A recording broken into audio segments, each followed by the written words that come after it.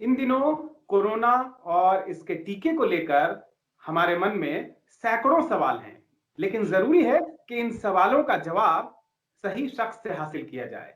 तो आज हमारे साथ मौजूद हैं डॉक्टर रमन गंगाखेड़कर, जो आईसीएमआर में कुछ महीने पहले तक जो इसका एपिडेमोलॉजी यानी कि महामारी विज्ञान है, उसके हेड साइंटिस्ट थे और साथ ही अब CG Pandit national chair of ICMR में डॉक्टर हैं, प्रोफेसर हैं।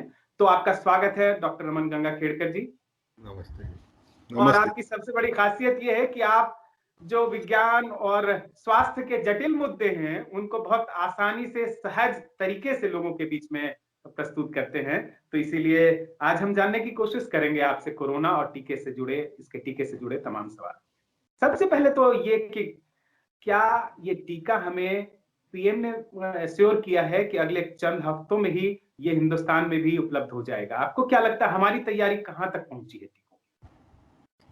नहीं, अगले उन्होंने जो कहा वो सही कहा है, क्योंकि हमारे यहाँ हमारे देश में 3 अलग अलग वैक्सीन्स और चौथी जो रशियन वैक्सीन भी है वो फेज 3 ट्रायल में ऑलरेडी आ चुकी है।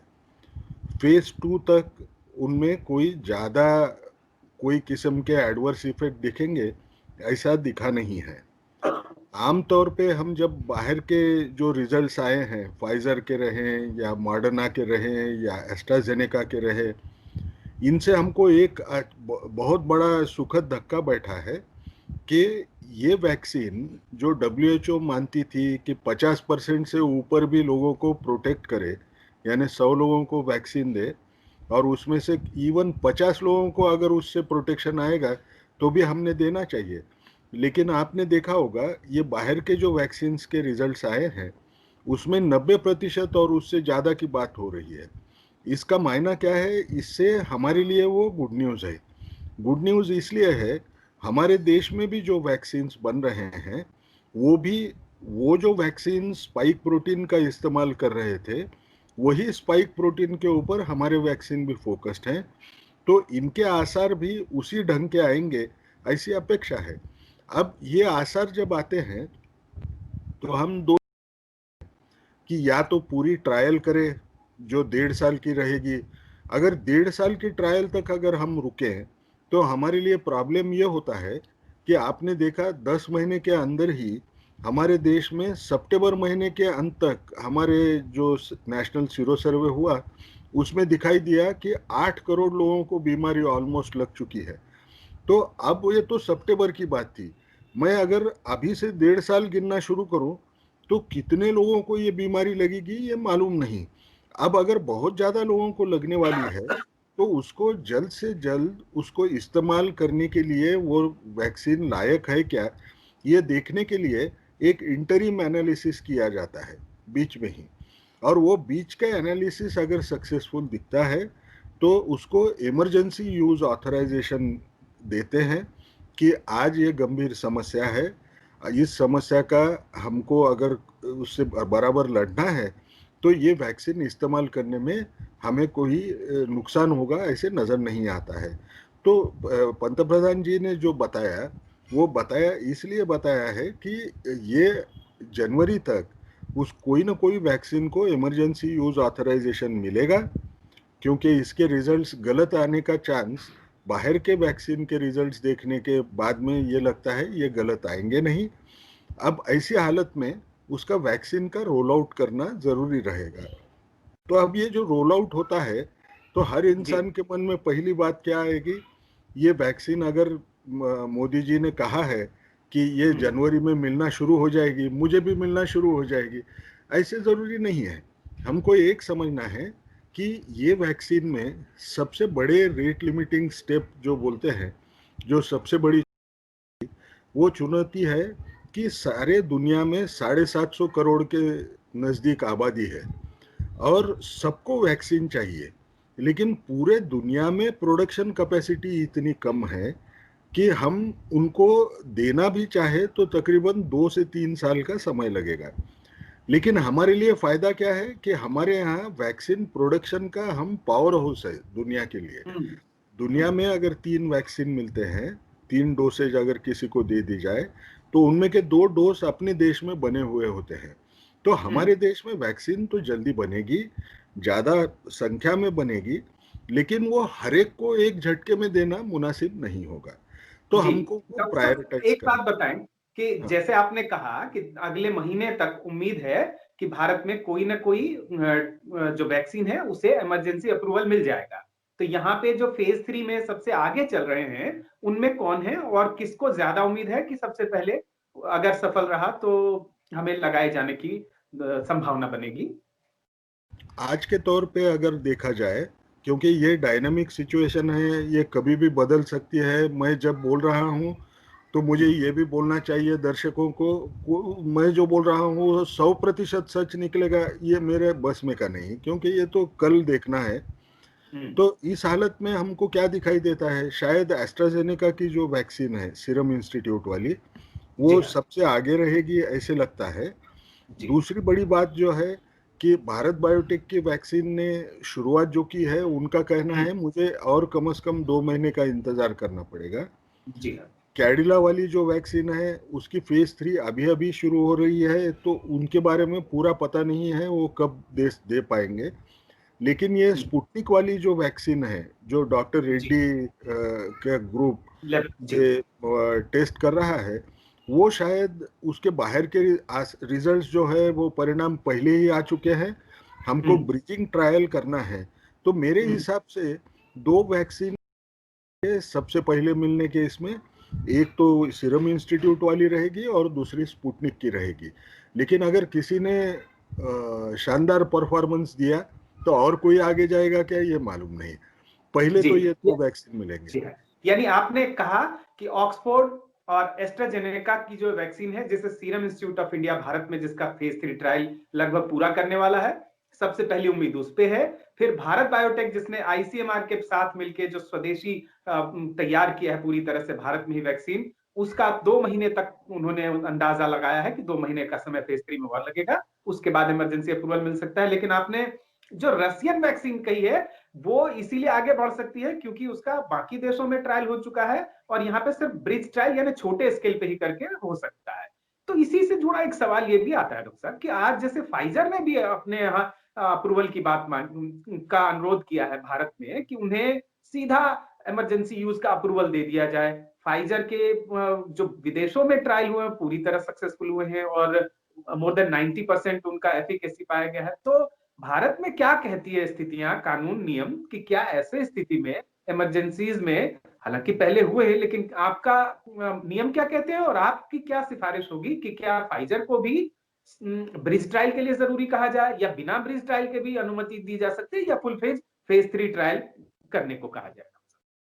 उनको उनकी ट्रायल्स जो हैं वो ऑलरेडी फेज 3 के इंटरिम रिजल्ट्स आ चुके हैं। वो इंटरिम रिजल्ट्स के आधार के ऊपर इंग्लैंड में उन्होंने उनको फुल अप्रूवल दे दिया। ये बहुत बड़ी बात है, क्योंकि आज तक दुनिया में एमआरएनए बेस्ड वैक्सीन को अप्रूवल कहीं मिला नहीं था, वो पहली बार उनको मिला है सारी जांच करने के बाद में। अब हमारे देश में अगर आना है तो एक जी, उसूल है, एक रूल है कि हमको ब्रिजिंग ट्रायल जो बोलते हैं हम, वो करना ही पड़ता है। इसका मुख्य कारण क्या होता है कि ये बाहर के जो लोग हैं, ये कॉकेसॉइड रेस के होते हैं। हम्म, यानी जैसे हम हमारी जाति व्यवस्था बोलते हैं, ये जी, गोरे लोग हैं, गोरे कॉकेसॉइड है। हमारे यहाँ जो है सारे रेसेस का मिश्रण हुआ है। तो जी, जैसा मेरा जेनेटिक कैरेक्टर अगर थोड़ा अलग रहे, तो क्या ये वैक्सीन समझो दूसरे किसी इंसान को दी गई, तो जैसे हमारे यहाँ देना शुरू हो गया, तो उनके जेनेटिक मेकअप की वजह से कुछ उसमें ज़्यादा दुष्परिणाम दिखे क्या, ये देखने के लिए ब्रिजिंग ट्रायल बनाए जाते हैं, वो करना बहुत ज़रूरी है। अब ये ज़्यादा ज़रूरी फाइज़र के लिए इसलिए है कि हम्म, फाइज़र के ट्रायल में भारतीय लोगों ने पार्टिसिपेट किया नहीं है, क्योंकि हम्म, जब वो ग्लोबल ट्रायल्स हुए उन देशों के लिस्ट में भारत, तो हमारे यहाँ हम्म, ब्रिज ट्रायल्स होंगे। अब अगर ब्रिज ट्रायल हो गए तो क्या उनको अप्रूवल मिलेगा? अगर वो मिलना हमारे लिए अच्छा है, भले वो -70 डिग्रीज को उसको रखना पड़ेगा। तो हमारे देश की ऐसी परिस्थिति नहीं है। बड़े शहरों में उसको -70 में रखने के लिए भी हमारे पास पर्याप्त व्यवस्था है। तो जो लोग अगर चाहते होंगे कि मुझे फाइजर की वैक्सीन ही लेना है, तो उनको बड़े शहरों में मिलना आसान हो जाएगा। लेकिन हम अगर प्राइमरी हेल्थ सेंटर्स और ऐसी चीजों की बात करें कि जहाँ रूरल एरिया रहे, वहां हम -70 पे दे नहीं सकते।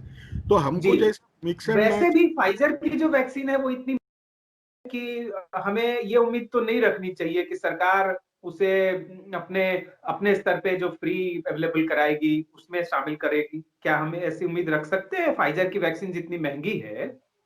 नहीं, मुझे लगता है हम प्रेफरेंस हमारे वैक्सीन्स के तरफ ज्यादा देंगे जिनकी कीमत कम है। जी। उसका कारण सिर्फ एक ही है कि वो कीमत के तरफ देख के हम नहीं कर रहे हैं।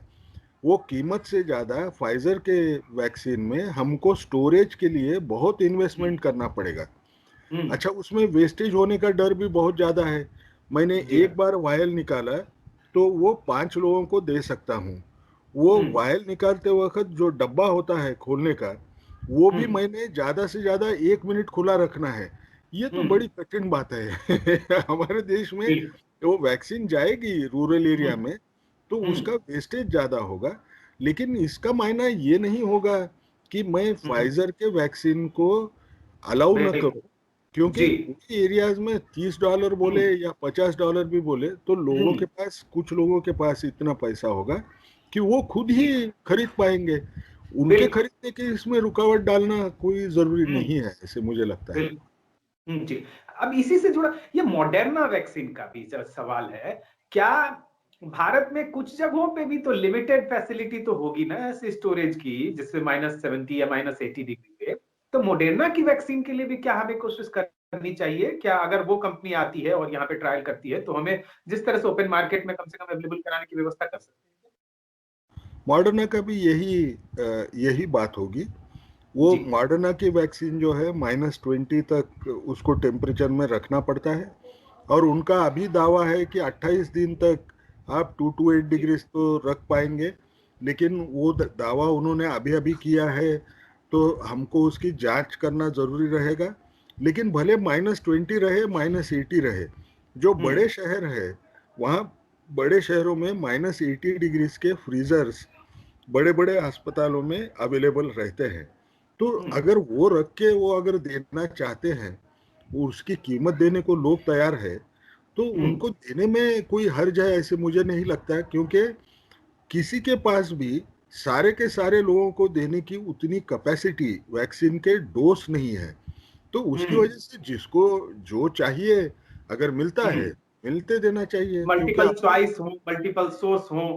और एक जी, एक सवाल उठता है कि भारत में यूनिवर्सल इम्यूनाइजेशन प्रोग्राम है, बहुत पुराना है, पूरे देश को कवर करता है, इसके लिए कोल्ड स्टोरेज भी है, पूरा चेन है, सप्लाई चेन है। लेकिन जो ये वैक्सीन होगी, इसके लिए क्या वो पर्याप्त है या फिर हमें कोई और एडिशनल इंतजाम करने की जरूरत होगी?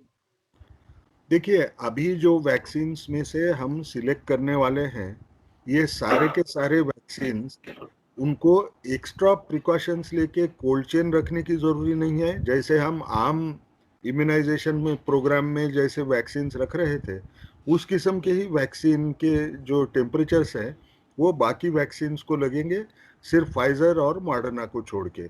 तो हमारे लिए उसको बड़ा इन्वेस्टमेंट करने की बहुत ज़रूरी होगी क्या? शायद वो जो इन्वेस्टमेंट होगा, वो ज़्यादा कैपेसिटी के लिए होगा। क्योंकि इम्यूनाइजेशन प्रोग्राम में क्या था कि एक गांव में के सब बच्चों को आपको देना है, तो बच्चों को बच्चों की जी। संख्या कम होती है। तो हुँ, हमारे यहाँ कैपेसिटी, रखने की कैपेसिटी या हुँ, वो ज्यादा दिन अभियान चलाने की ताकत हमको हुँ, तैयार करना पड़ेगा। लेकिन ये कठिन होगा क्या? कठिन नहीं होगा। इसलिए नहीं होगा, मैं ये मानता हूँ कि अपने देश में, अपना देश एक नंबर 1 देश है जहाँ हुँ, फ्री वैक्सीन बिल्कुल। कहीं भी आदमी रहे उसको सरकार देने की कोशिश करती है। तो हुँ, इसका मायना इतना लार्जेस्ट पब्लिक हेल्थ इंफ्रास्ट्रक्चर रहते हुए हमको हुँ, वो देने में दिक्कत नहीं आएगी। लेकिन हुँ, उस वक्त हमको ये देखना पड़ेगा कि सब लोग ऐसे ही इकट्ठा ना हो कि वो लाइन में खड़े हैं और उनको हुँ, इन्फेक्शन लग जाए कोविड का।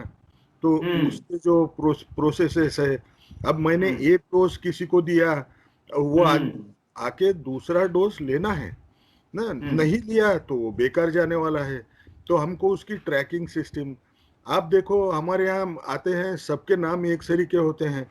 एक बोलेगा मेरा नाम क्या है, मेरा नाम लक्ष्मण है, और कल दूसरा एक लक्ष्मण आके खड़े हो गया। वो उसको कौन से लक्ष्मण को मैंने पहला डोज दिया है उसके लिए आइडेंटिफिकेशन लगेगा, क्योंकि नहीं तो गलत आदमी को गलत चीज जाएगी। इसलिए सरकार बोल रही है शायद आधार कार्ड का इस्तेमाल करेंगे या वोटिंग कार्ड का इस्तेमाल करेंगे या जो भी आइडेंटिफायर रहे, क्योंकि हमको ये भी तो पता चलना है कि वो इंसान आके बोले, उसके ऊपर पूरा भरोसा नहीं रख सकते। अपने देश में हम अगर लोगों को पूछे आपने कितने वैक्सीन बचपन उसका में तो लिए, तरीका ये भी हो सकता है कि हम हर आदमी जो आता है बेनिफिशियरी उसके लिए यूनिक आईडी जनरेट कर ले, और भी तरीके हो सकते हैं। एक चीज बताइए डॉक्टर साहब, आप एपिडेमियोलॉजिस्ट हैं, तो कितने पॉपुलेशन को कोविड वैक्सीन लग जाए तो हम समझ सकते हैं कि उसका अब हमें एक कोरोना को रोकने में एक उसका असर दिखने लगेगा? हमारे देश में जो कितनी पॉपुलेशन को लग जाए तो उसका हमें फायदा मिलने लगेगा अब इसमें रोकने? जब कोई भी गणित करने जाता है कि जी कितने लोगों को लगना चाहिए, तो हम्म, एक रेंज आती है, क्योंकि हर एक जन अलग ढंग से उसको देखता है। तो जी वो 60 से 70% लोगों को अगर वैक्सीन लग जाए तो लोगों को डर नहीं रहेगा कि कोरोना बहुत तेजी से सब तरफ फैलेगा।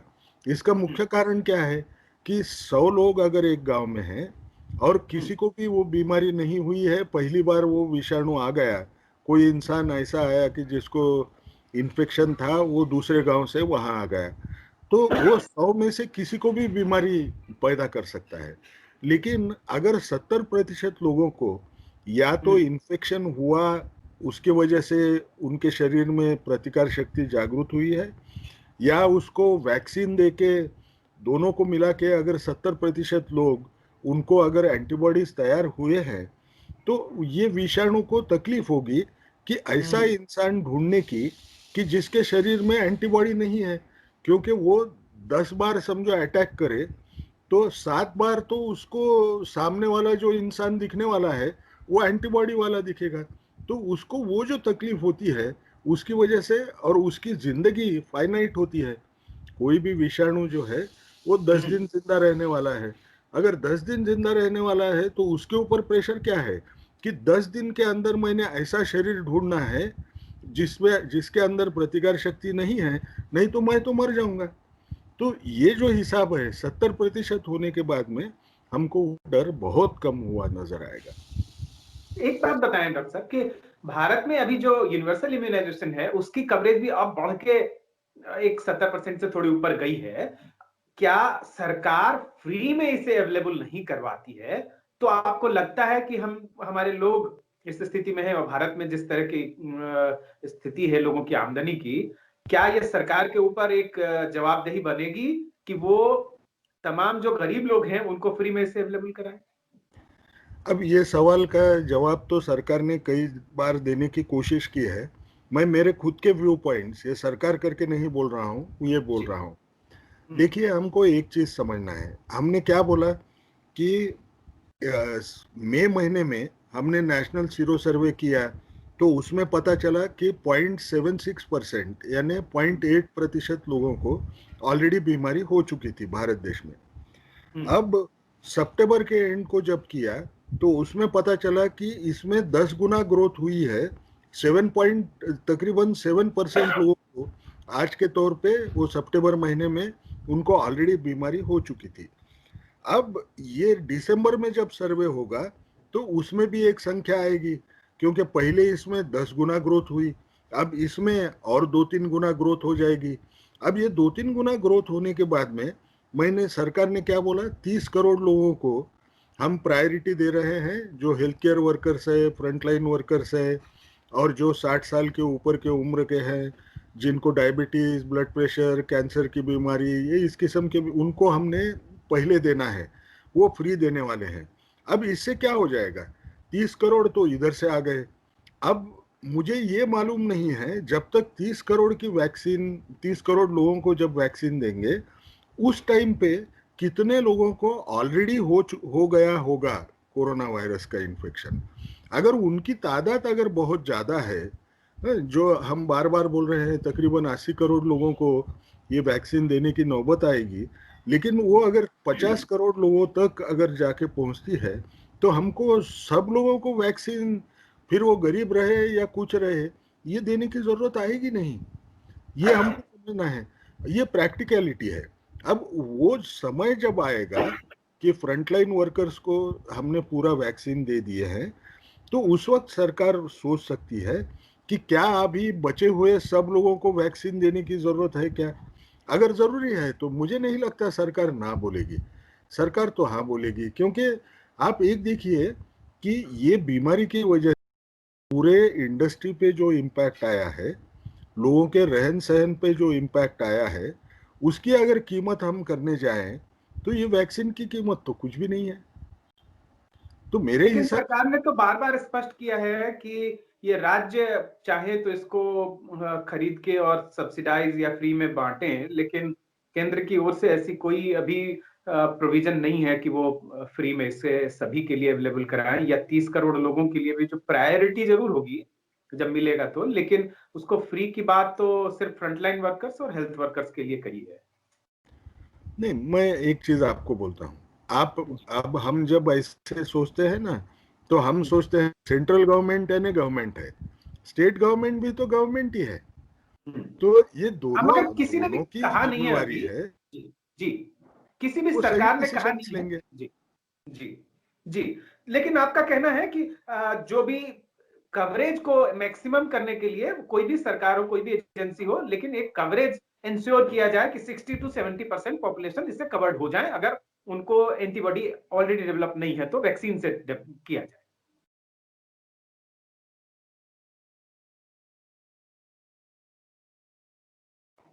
ये कहना है ना? नहीं, मुझे सुनाई नहीं दिया, आपका जी कनेक्शन थोड़ा वीक लगा मुझे।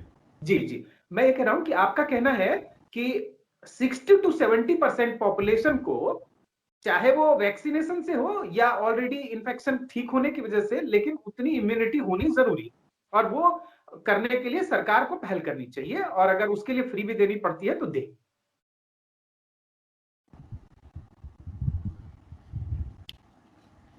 ये मेरे इसके ऊपर दिखाई दे रहा है पुअर कनेक्शन।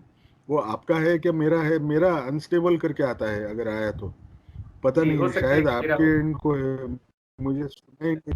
हाँ, मैं देखता हूं, अभी आ रहा है सर ठीक? नहीं, वो बता तो पुअर कनेक्शन ही दिखा, लेकिन जी मेरे इस पे अगर बाहर देखे तो वो पूरा है। उसमें कोई गड़बड़ नहीं है। अभी तो ठीक आ रहा है, मेरी आवाज आ रही है आपको? अब हाँ, अभी थोड़ा आवाज सुधर जी गया। जी, तो मैं ये कह रहा हूं कि आपका सजेशन ये है कि 60 to 70% पॉपुलेशन को कवरेज हो जाए, या तो वो उनको पहले इन्फेक्शन होके ठीक होने से हो गया हो, या फिर सरकार इसके लिए पहल करे और जो लोग गरीब हैं उन्हें इंश्योर करे कि फ्री में मिल जाए। ये आपका सजेशन है, कोई भी सरकार हो? नहीं नहीं, वो तो जब जब हम उस मोड़ पे पहुंच जाएंगे, उस जी टाइम पे वो डिसीजन ले सकते हैं। आप एक जी चीज प्रायोरिटाइजेशन का एक समझ लीजिए, हमको हम पहले कुछ लोगों को और बाद में दूसरे लोगों को क्यों बोल रहे हैं? जी क्योंकि ये बीमारी की वजह से मौतों के दर, उन लोगों को वैक्सीन मिलना चाहिए तो वो मरेंगे नहीं। ये तो हम्म सरकार की इच्छा रहेगी। इसलिए हम्म उन्होंने 50 साल के ऊपर के लोग, जिनको डायबिटीज है, ब्लड प्रेशर है, उनको भी वैक्सीन देने की बात की है। जी अब रहा सवाल, ये लोगों को मरने नहीं देना है, तो आपको ये देखना पड़ेगा कि आपके पास हेल्थ केयर वर्कर्स को बीमारी न लगे, तो वो हम्म आरोग्य की सेवाएं उनको मिलती जाए। और सुरक्षा कर्मी लोगों को भी हमको देखना पड़ेगा, क्योंकि उनको हम बार बार इस्तेमाल कर रहे हैं। तो ये दोनों को भी अगर मुझे देना है, दे के अब जब वो आगे का टाइम आएगा, तो मेरे लिए दो चीजें खड़े हो जाएंगी। सबसे पहली बात ये खड़े हो जाएगी कि क्या अभी मैन्युफैक्चरर्स के पास इतना इतने डोज अवेलेबल है क्या, हम्म और बाकी लोगों को देने की जरूरत है क्या। क्योंकि ये आउटब्रेक तो चालू रहेगा जब तक, जून महीने हम्म तक चालू रहे। अब जून महीने को समझे, मुझे पता चला कि मैंने सबको दिया, तो सरकार उस टाइम पे डिसीजन लेगी क्या मैं सब लोगों के लिए खरीदी करूं या मैंने क्या करना चाहिए। जी जी।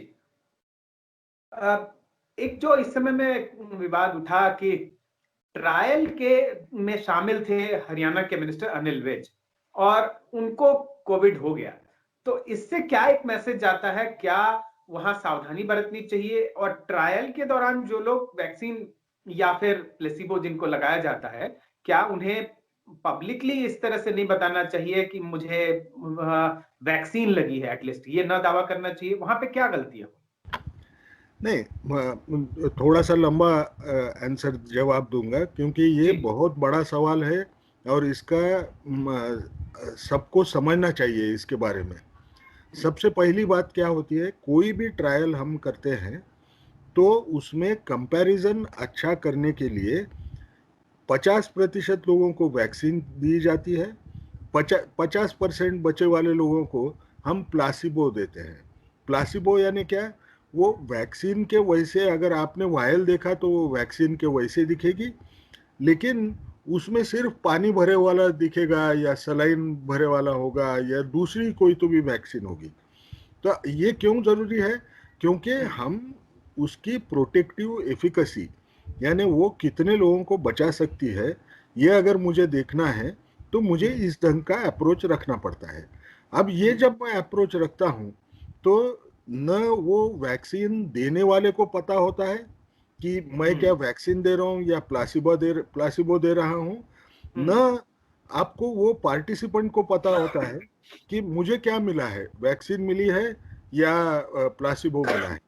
तो हम ये बात जो आप कह रहे हैं कि उनको वैक्सीन मिली होगी या प्लासिबो, इसका एक जो इम्प्लीकेशन क्लियर दिखता है, हम बगैर उसको सोचे समझे ये नहीं समझना है कि वैक्सीन ये फेल हो गई।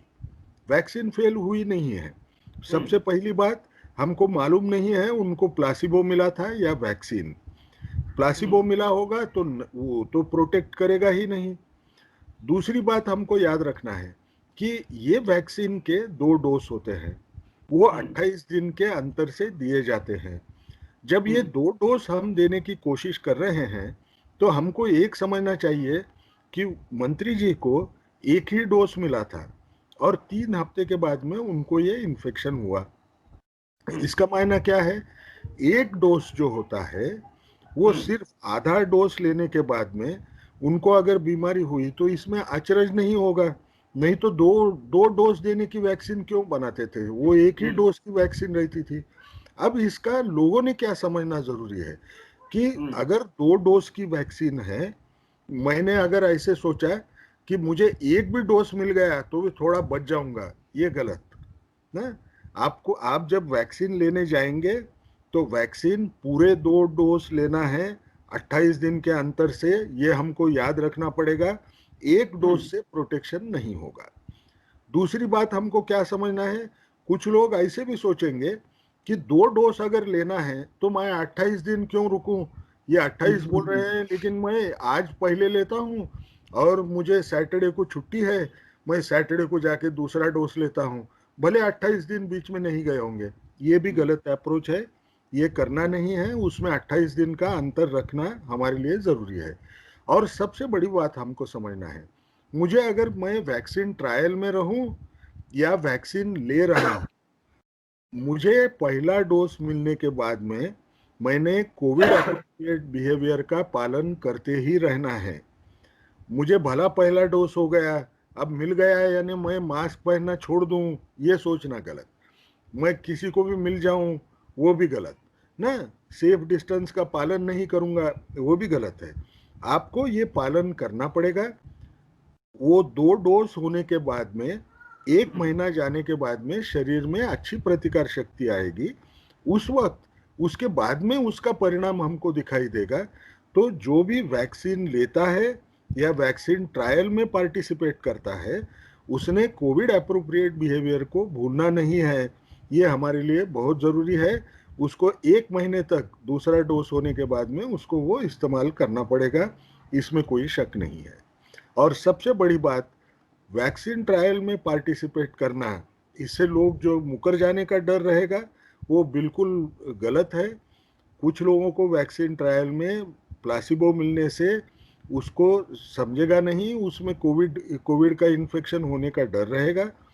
आप प्लासिबो आर्म में भी है तो भी आपने कोविड अप्रोप्रिएट बिहेवियर फॉलो करना है, यानी जब आप वैक्सीन ट्रायल में पार्टिसिपेट करते हैं। और सबसे बड़ी बात याद रखना है, हम अगर वैक्सीन ट्रायल में पार्टिसिपेट नहीं करेंगे तो ये नए वैक्सीन डेवलप कैसे होंगे? इनको भी तो हमको करना है। इसमें अगर बिल्कुल। बहुत बड़ा धोखा रहता था तो बात अलग है।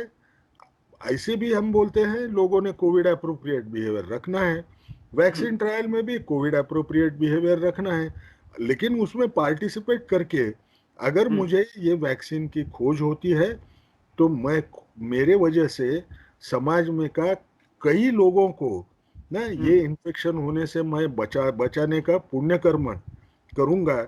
ये विचार अपने मन में रहना ये चाहिए। जो ये जो ऑक्सफोर्ड की वैक्सीन है, इसका एफिकेसी कितने, इसका कब तक रहेगा प्रभाव शरीर पे, कब तक ये हमें रोग से बचा सकती है, कितने समय तक? अब ये जो बात है ये अभी भी डिबेटेबल है, उसको एविडेंस नहीं है, क्योंकि अभी तो 10 महीना हो गया ये वैक्सीन डेवलप करने को लगने के बाद में। फॉलो अप ज़्यादा से ज़्यादा कितना हुआ होगा लोगों का, फेज 2 में के जो लोग होंगे उनका ज़्यादा से ज़्यादा 3-4 महीने का फॉलो अप हो गया होगा। तो सही मानों में अगर मुझे अगर कोर्ट के वैसा अगर सवाल पूछा कि उसमें सबूत क्या है आपके पास, 4 महीने के सबूत के ऊपर मैं बोल ही नहीं सकता, क्योंकि अभी अभी तो वैक्सीन ट्रायल शुरू है। लेकिन फिर भी एक कोराबरेटिव एविडेंस करके बोलते हैं, यानी जो आपके पास सबूत नहीं रहेगा लेकिन इर्द गिर्द जो भी एविडेंसेस है उसको जुड़ा के आप बोलते हैं कि क्या हुआ करके। तो इस ढंग का अगर आप सोचे तो एक चीज समझना है, लोग समझते हैं कि एंटीबॉडी की लेवल कम हो गई शरीर में की तो मेरे को इन्फेक्शन हो जाएगा, ये सोचना शायद गलत है। जो री इन्फेक्शन की बात आपने सुनी होगी बाहर, यानी एक बार कोविड हो गया उसके बाद में दूसरी बार कोविड हो गया, ये ज्यादा से ज्यादा 0.5% लोगों को होता है। ये सबसे इम्पोर्टेंट बात है। इसका मतलब क्या है, उसका प्रोटेक्शन कंटिन्यूड होता है। अब दूसरी बात हमको याद रखना है, कोई भी विषाणु रहे या जीवाणु रहे, वो मेरे शरीर में जब आएगा, आने के बाद में मेरी एंटीबॉडी लेवल बहुत ज्यादा होती है। समय के बाद में वो विषाणु या जीवाणु वो खत्म हो गया तो स्लोली मेरा एंटीबॉडी टाइटर जो होता है वो कम कम होना शुरू हो जाता है। अब ये तो नॉर्मल प्रक्रिया है, क्योंकि आप ऐसे समझो एक किस्म की लड़ाई है, सामने के जो लोग हैं वो शत्रु आपका मर गया है सब, तो शरीर ने क्यों वो वेपन दागते रहना है, उसके ऊपर गोले डालते ही जाना है? ये जरूरी नहीं होता है। तो गोले डालना, उसका प्रोडक्शन करना, ये वो खुद ब खुद बंद करता है। लेकिन ये करते वक्त कई मेमोरी सेल्स होते हैं, वो टी सेल के मेमोरी सेल्स है, बी सेल के मेमोरी सेल्स है, उन लोगों को याद रखते हैं वो कि अगली बार अगर इस किस्म का विषाणु आया तो हमने जल्द से जल्द ये गोले कैसे बनाना है और कैसे शत्रु पे फेंकना है। तो ये टी सेल सेंसिटाइजेशन होता है। मुझे खुद को इसके लिए, जैसे मैंने पहले बोला, सबूत करके कुछ नहीं है, लेकिन मुझे अगर पूछा गया है तो मुझे लगता है ये कई साल इसका प्रोटेक्शन रहेगा। लोग जो समझ रहे हैं 2-4 साल के बाद में और एक पड़ेगा, मुझे नहीं लगता है कि इस ढंग से चलेगा। अपने शरीर पे विश्वास रखो, अपने प्रतिकार शक्ति पे विश्वास रखो। इनको ऊपर वाले ने इतना अच्छा बनाया है कि ये खुद लड़ेंगे। अभी सिर्फ बचने के लिए कोविड अप्रोप्रिएट बिहेवियर्स फॉलो करो, और जब भी वैक्सीन आएगी वो मिलने तक हमको कोविड अप्रोप्रिएट बिहेवियर का पालन करना चाहिए। आप निगेटिव रहें, खुशी से वैक्सीन लेके अपने आप का बचाव करना ये जरूरी रहेगा। बाकी की चीजें ऊपर वाले पे छोड़ दो, वो लंबे टाइम तक वो आपको प्रोटेक्शन देते रहेगा। बिल्कुल। आखिरी में एक छोटा सा सवाल कि जो पूरी कोविड की हिंदुस्तान की लड़ाई रही है, इसको आप किस तरह से आंकते हैं? हमने इसमें क्या सीखी, क्या चीजें कमियां रही और क्या हमने अच्छा किया इस दौरान? कल भी किसी ने तो मुझे पूछा एकदम जी। आखिरी आखिरी में आप जैसे पूछ रहे हैं, वो मराठी हाँ, में इंटरव्यू चालू था, तो अच्छा। उसने पूछा कि आपको क्या लगता है, आज अगर मैं पुराने रोल में अगर गया ना, तो मुझे हम्म। याद आता है कि क्या डर था। डर हम्म। इतना खतरनाक था क्योंकि ये बीमारी के, हम इसको ट्रांसमिशन डायनामिक्स बोलते हैं, ये हम्म। ट्रांसमिशन डायनामिक्स हैंडल करने के लिए सबसे कठिन है। हमारे देश में आके ये केओस करेगा ना। हमको सबसे बड़ा डर क्या था, जहां जैसा यूपी है, बिहार है ना, ऐसी हम्म। जगह पे इतनी मौतें हो जाएंगी इसकी वजह से। पॉपुलेशन साइज भी ज्यादा है, लोग मिक्स भी होते हैं, इतने लोगों को हम पढ़ाएंगे कैसे, ये सबसे बड़ी बात थी। आप एक चीज सोचना कि उस टाइम पे आपने अगर सोचा कि मैं सब लोगों को देश में के उनको कोविड अप्रोप्रिएट बिहेवियर क्या होते हैं इसकी जानकारी दे दूंगा। आप सोचो 135 करोड़ लोग संख्या, अब ये 135 करोड़ लोगों को समझाने के लिए आपको कितना टाइम लगेगा, कम से हम्म। कम 2-3 साल का टाइम जाएगा। और ये इन्फेक्शन जो झटके से बढ़ता है वो आपके पास तो समय नहीं है। हम्म। हमारे यहाँ लॉकडाउन लगाने का विचार जब हुआ, तो लॉकडाउन में जनता ने इतने जल्दी सीख लिया कोविड हम्म। अप्रोप्रिएट बिहेवियर, उसका पालन, अब भले लोग कहें कि वो और सुधर सकता है, सुधारने के हम्म। लिए तो बहुत है, लेकिन लोगों का सहयोग, लोगों को समझ इतनी जल्दी आ गई कि उसकी वजह से हमको जो भी फायदा दिख रहा है। हमारे यहाँ फर्स्ट वेव ही अभी भी चालू है, बाहर के देशों में देखो सेकेंड वेव, थर्ड वेव, ये बातें शुरू शुरू हो गई, क्योंकि हम्म। हमने लॉकडाउन लगाया, इफेक्टिव लॉकडाउन लगाया, उसका फर्क पड़ा है। अब ये लॉकडाउन के इसमें हमको एक एक चीज की एक चीज हमको दिखाई दी कि इसमें जो माइग्रेंट वर्कर्स है उनका और कुछ ख्याल किया जा सकता है क्या। जी। वो शायद हमारे लिए लेसन होगा आगे के लिए, हम्म। क्योंकि हम्म। उस टाइम पे तो जो चल रहा था वो सही था। अब आगे चल के उसके ऊपर सोचना पड़ेगा कि ऐसे अगर फिर एक बार समस्या आई लॉकडाउन लगाने की, तो हमने क्या इंतजाम करने चाहिए जिससे हमको उसको रोकने में आसानी हो जाएगी। दूसरी बात हमको करना पड़ेगा कि हमारे यहाँ जो कैपेसिटी है लैब की, हम्म। आपने हम्म। देखा कि हम 21 जनवरी को शुरुआत किए, पहली टेस्ट किए national hmm. Institute of virology Pune में। और हम्म। उस टाइम अगर आप देखते थे तो जनवरी एंड में एनआईवी में हर दिन को 10 नहीं 11 ऐसे टेस्ट हुआ करते थे, दिन में 10 हम्म। ऐसे। हम्म। वहां से हमको सब लोगों को डायग्नोस करना भी जरूरी था क्योंकि उनको आइसोलेट करना है। हम्म। जिस ढंग से हमने आईसीएमआर में से कदम उठाए कि हम्म। आज हम गर्व से कह सकते हैं कि सारे देश में ये पीसीआर हो सकता है, लोगों को मिल रहा है। और आज हम जब बात करते हैं 14 लाख 15 लाख टेस्ट की बात करते हैं हर रोज की, तो ये जो चीज थी उसने एक सबक सिखाया कि आपको डायग्नोसिस करने के लिए जो लेबोरेटरी स्ट्रक्चर चाहिए, वो आज जो हमने खड़ा किया है उसको हमको सस्टेन रखना पड़ेगा। उसको हमको ये कोविड जाने के बाद में भी उसको खड़े रहने देना पड़ेगा। दूसरे कोई बीमारी आए तो भी हम सब लोगों के लिए वहां से डायग्नोसिस देने की कोशिश कर पाए, इस ढंग का स्ट्रक्चर बनाना पड़ेगा। तीसरी बड़ी बात क्या है कि हमने एक बहुत अच्छा किया, वो लॉकडाउन के पीरियड में हमने जो बाकी कैपेसिटी लगती थी, जैसे डायग्नोस्टिक किट्स उसका मैन्युफैक्चर रहे, पीपीई का मैन्युफैक्चर रहे, या आईसीयू में बेड ज़्यादा बढ़ाने का, या हॉस्पिटल में बेड बढ़ाने का, ये जो हिसाब था ये हमने हम्म। अच्छे ढंग से करवाया।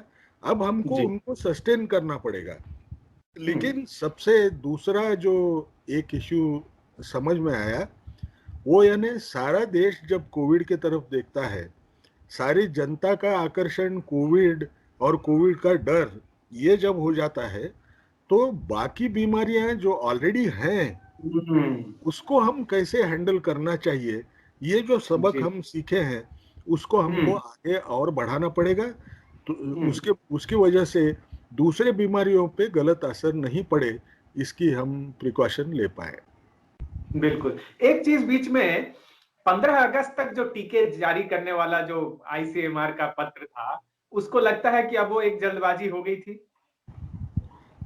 वो तो उस टाइम पे मैं खुद नहीं था, मुझे यानी मैं 30 जून को रिटायर हुआ, लेकिन मुझे खुद को कैसे वो पत्र पढ़ के, क्योंकि उसके तो भार्गव साहब ने भी ओपिनियन दिए उनके, मुझे ऐसे लगा कि वो डेट जो है वो टाइपोग्राफिक एरर है क्या, जिस दिन मैंने पढ़ा हो, क्योंकि ये इस किस्म के मिस्टेक्स लिखाई में कुछ भी गड़बड़ हो सकती है।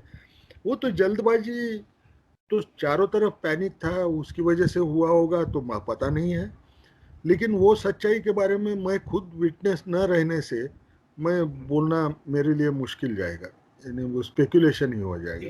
बिल्कुल, बिल्कुल। तो आपने बहुत सारे विस्तार से सभी सवालों के जवाब दिए और बताया कि अगले महीने तक हमें उम्मीद करनी चाहिए कि टीका मिल जाएगा। 60 टू 70% पॉपुलेशन को अगर ये लग गया या दूसरी तरह से इन्फेक्शन होके ठीक होने से उनमें इम्यूनिटी डेवलप हो गई, तो भी हम बहुत हद तक कोरोना से निपटने में कामयाब हो पाएँगे। और साथ ही आपने पूरी जो लर्निंग रही, इससे क्या-क्या सीखा, वो भी आपने बताया। बहुत-बहुत धन्यवाद डॉक्टर साहब आपका। नमस्कार, और ये कार्यक्रम देखने के लिए आप सभी का भी बहुत-बहुत धन्यवाद। नमस्कार। धन्यवाद।